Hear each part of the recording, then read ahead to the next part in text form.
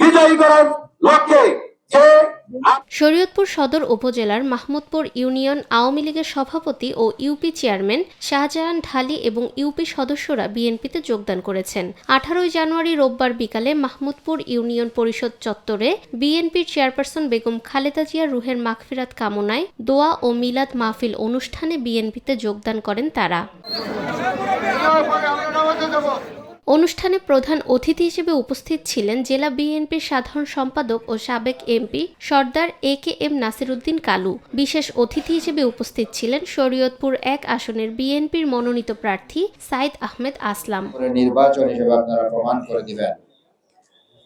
যেই কথাটি বলতে হয়, আমরা প্রতিহিংসা রাজনীতিতে বিশ্বাস করি না। আমরা মনে করি এই দেশ সকলের রক্তের বিনিময়ে এই দেশ সৃষ্টি হয়েছে। আমরা এই দেশকে গর্ব, যেটা আমাদের জনাব তারেক রহমান একই কথা বলেছেন, আমরা সবাই ভাই ভাই।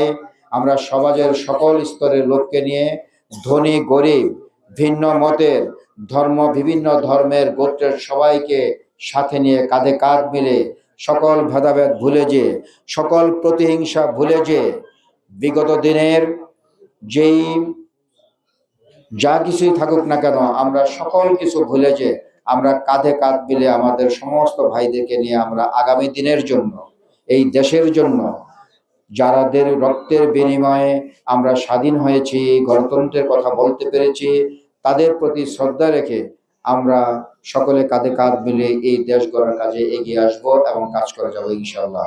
অনুষ্ঠানে আরও উপস্থিত ছিলেন জেলা বিএনপির সহসভাপতি শাহ মোহাম্মদ আব্দুস সালাম, মোজাম্মেল হোসেন ফকির, অ্যাডভোকেট জাহাঙ্গীর আলম কাসিম সহ বিএনপি ও অঙ্গ সংগঠনের নেতাকর্মী এবং বিভিন্ন শ্রেণী পেশার মানুষ।